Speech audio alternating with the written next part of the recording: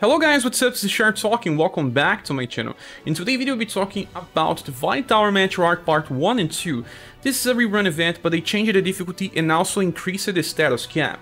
So, Divine Tower Part 1 has 10 stages. On the ultra hard, the last stage will also drop something very interesting. That is the Gold Feather Charm. There is also the plus version. There's a very rare drop hit here.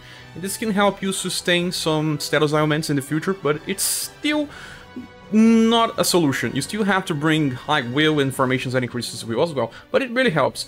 Okay, so the best thing here is also that we get the Basalt Metal to get some stuff from the shop. The shop has a lot of things, and the new Basalt is free. You guys can get him. If you have the premium one, you can also just make him a little better. There's Matriarch Gauntlets, that's more defensive than anything else, and some other stuff here like books and, well, platinum tickets. In order to farm, this has the highest cap so far, just like the past event. We have to think about 3 waves. There's 3 waves here, and it's slower than the past event because of that. The first wave has the Stormer. This is a dragon, it's only weak to Pierce, and then the second wave has a Minotaur, that's only weak to Sun. And the last one is a Dragon Zombie, that's weak to Pierce, Sun, and Heat. Well, we do have good Heat nukers, not many Pierce nukers, and well, we do have some for Sun. But we'll talk about how to make this very fast. I will be showing my first strategy here first. This one is super fast, but it uses 4 characters and only have 1 slot for a trainee. What we get is Mac for pierce damage on turn 1, Legendary Treasure will kill the first wave, then on the second wave, Red will use his Wheel Phoenix from Inheritance to kill the second enemy, and on the last enemy we have Leon to deal damage against the last enemy, and also Barthélemy, because Barthélemy is super strong here. Can be either Barthélemy or Vagnus or the first Mage Polka that has Scatter Explosions. Any of them will work. Also, if you don't want to bring Leon, or if you don't have, you can bring global exclusive Summer Elizabeth, because she also helps Red kill the second enemy. He's also here just to help Red do it. Yes, needs a lot of damage, and Wheel Phoenix may not do enough damage if you don't bring Leon. Oh, and one last thing before we go, Imperial Glory needs to be on 16, so we only use Leon on the 3rd wave, okay? So, Mac kills first wave, Legendary Treasure deals a lot of damage, even without Leon here. Without Leon it's 36,000. Now it's time for Wheel Phoenix.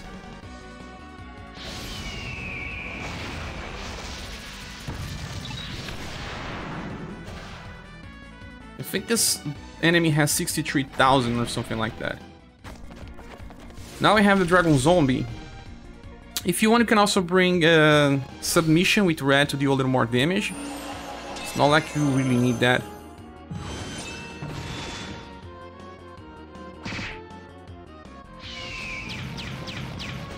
We have Hummingbird. As you can see, it's super fast and easy, but it brings 4 styles. The second strategy is fun, but also slow. We have the 2 Kings of Triple S Nuke here with me. Well, the second strategy is slow, but also very fun. We have Therese here on a Deadly Pierce formation. She opens with Barrage Shot, Heartseeker is on 12. Then we have Leon, and he's on the 25% plus STR position, with Steel Blade Light on 10 and Imperial Glory on 14. Why, you ask? Because I want him to use Steel Blade Light on the second turn instead of the 3rd one. And also, I increased his agility higher than Mirza, because I want him to have Silver Sword for the boss. So Mirza will have the normal setup just by inheriting Silver Sword, so that we can train the skill as well. It can be useful in the future, and it deals more damage than Sonic Slash. And that is, he will need this on turn 4, because this strategy may require 4 turns. Okay, but what is good about strategy? You can bring 2 trainees here, but the fight would take longer, because they will attack. The good thing is also that because Leon and Mirza have delay on turn 1, they would never attack turn order here. So you can decrease the agility for your trainees and just watch Therese kill the first wave. On the second wave, it's probably Leon that will attack, but also Therese, always, alongside the trainees.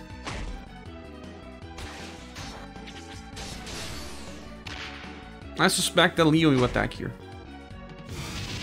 You're even getting counter. Yes, I increased his agility higher than Mirza. The good thing, he heals. I don't think that this enemy can kill either Mirza or Leon. Now against the Dragon Zombie, we have Seer's Ward from Leon, Searing Rapid Volley, and Steel Blade Light. But like I said, we'll need an extra turn, but it will be very fast.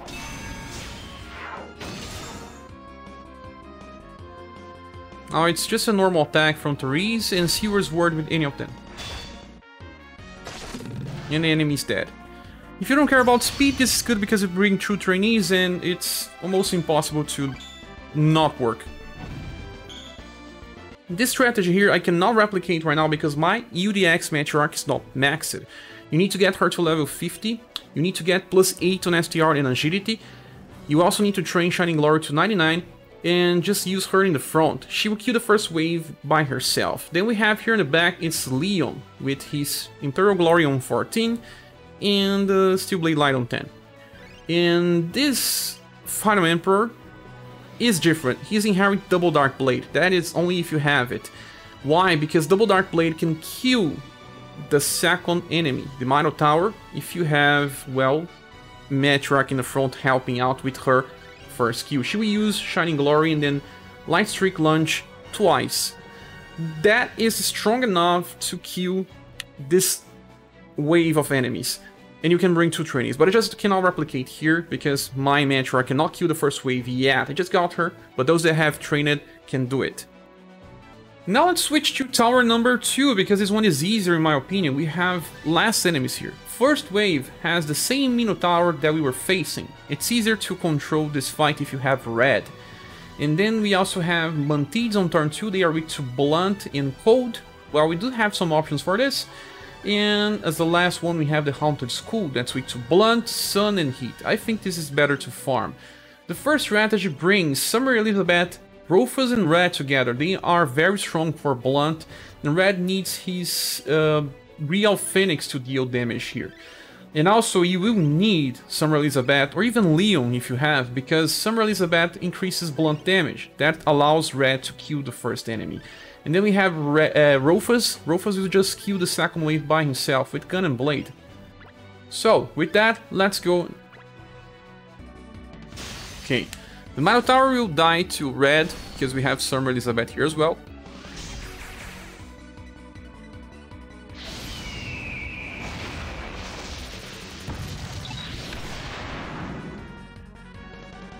Didn't need a combo, but we can control this stuff. Rufus has a very high priority with Gun and Blade. Sometimes Elizabeth may attack before, but it's very rare to happen.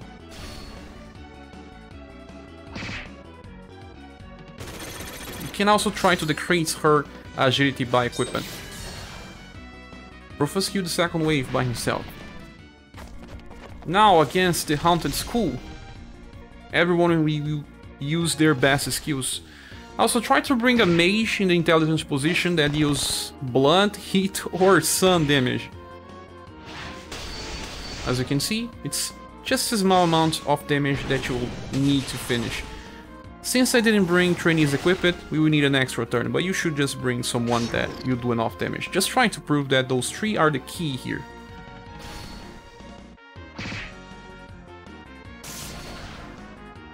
And that's done. The next strategy uses the new Final Emperor, Commando Immediate. Well, if you don't have Commando Immediate, you can use the Global X1. We just opened with Ricochet Parade here. You just have to use Bone Tower with the Global X1, but you have to inherit Bullet Dance. And then there is Rufus on the agility position, where he can kill the first enemy. Yes, Rufus can always do that. So let's go. Can bring 2 trainees here.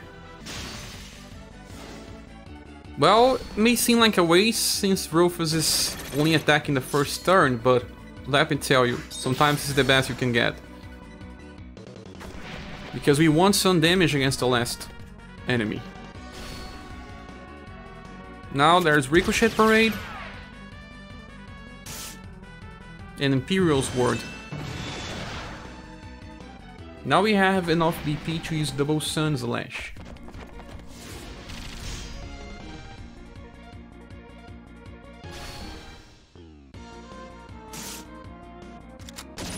And Bullet Dance. You see, we just didn't kill because our trainees are not equipped. Yes, but it's totally doable to do that with just 3 turns. Very nice. 2 trainees. As a similar alternative, you can also bring the newest Matriarch if you want, because she can help out in AoE damage with Shining Glory. I'm still training this, so that's why I'm using. And here I have the second fuse. He would just use air support, and then on turn 3 he either normal attacks or use Trilling Snipe. If you want, you can bring a Nation on top, well, that use blunt, heat or sun, and you can do this in 1 turn. But then if you don't, you're just bringing 2 trainees, you need 4 turns. Yes. The same thing still applies. Rufus kills the first enemy.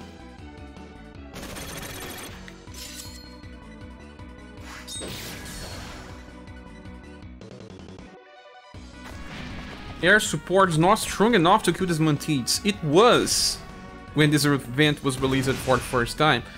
As you can see, they just made everything stronger. You can also switch the BP cycling for Matriarch if you want to train a different skill, since Rufus killed one of them with Problem Slash. Now against this boss, we will have Problem Slash again. Next turn he will use Submachine Gun if we need. Shining Glory. Look, I said that if you don't bring someone to do damage on intelligence position, you probably need an extra turn. But at least an extra turn, or characters will use better skills. Say for Matriarch, she will use her 4 BP skill.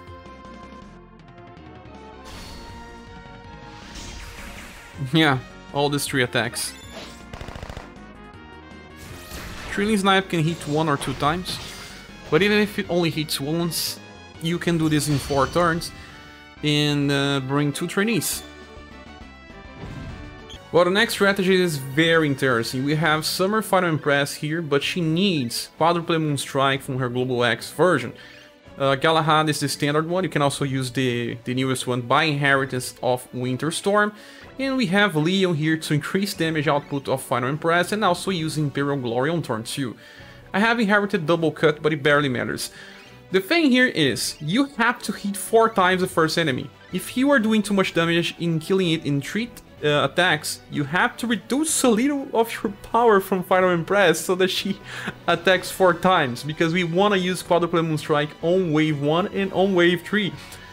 That is very funny.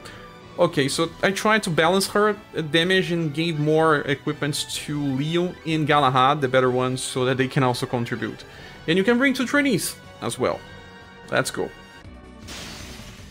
Okay, so let's see if she attacks 3 or 4 times. We needed her to attack 4 times. 1, 2, 3, 4 times. Good enough.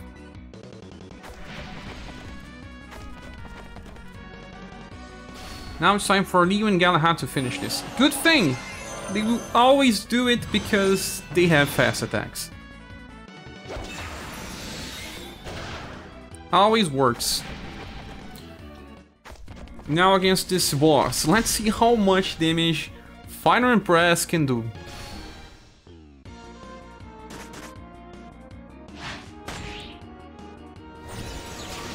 One, 2, 3, 4 hits. Your trainees can probably do the remaining damage.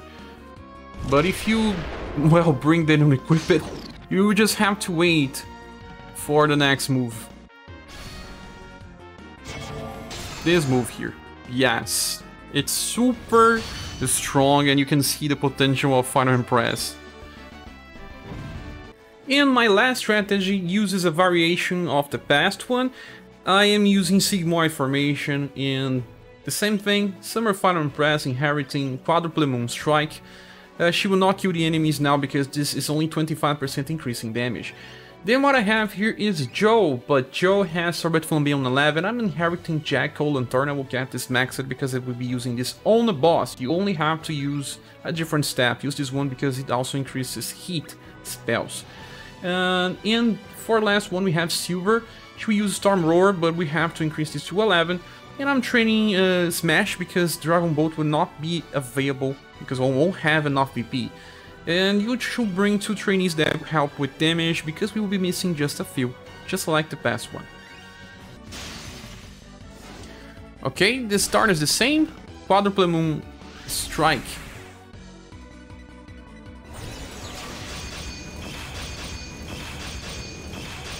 The good thing, even on combo, she didn't kill the enemy. Good enough. Turn 2, Joe and Silver together. And they are strong enough.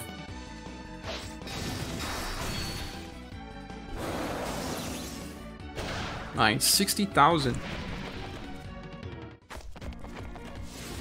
Right now, Quadruple Moon Strike, J. Colon Turn, and Smash. Your trainees will be able to finish this.